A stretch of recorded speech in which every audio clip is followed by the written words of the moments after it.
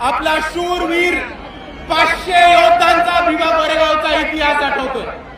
आणि इतक्या वर्षापूर्वी जरी ती लढाई झाली असेल तरी 2025च्या शेवटी 2026 मध्ये जाताना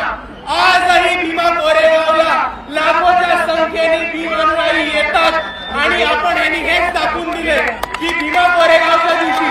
ज्या योद्ध्यांनी इकडे पेशवाई माती काढण्याचं काम केलं होतं त्यांना आम्ही विसरलेलो नाही आहोत मित्रांनो। आणि दुसऱ्या बाजूला ज्या 500 शूरवीरांनी इकडच्या व्यवस्थेच्या विरुद्ध, इकडच्या परिस्थितीच्या विरुद्ध आणि इकडच्या पेशवाईच्या विरुद्ध बंद उकरण्याचं काम केलं होतं त्यांना आपण अभिवादन करायला येतो तेव्हा फक्त महाराष्ट्राला नाही तर भारताला नाही तर अख्ख्या जगाला दाखवून देतो की हे बाबासाहेबांची औलाद अजूनही लढलेलो विसरलं नाही होत। 500 लोकांनी तेव्हा वार केला होता आणि मात केला होता पेशवाईचा आणि आजही आपल्या सर्वांना दाखवून द्यायचंय की समोर किती मोठी परिस्थिती असेल,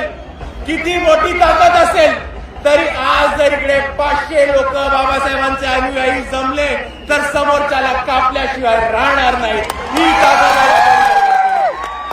आणि म्हणून मी आपल्या सर्वांना एवढीच विनंती करतो की आज जसं आपण भीमा कोरेगावच्या इथे अभिवादन करायला एवढ्या मोठ्या संख्येने आलो त्याच पद्धतीने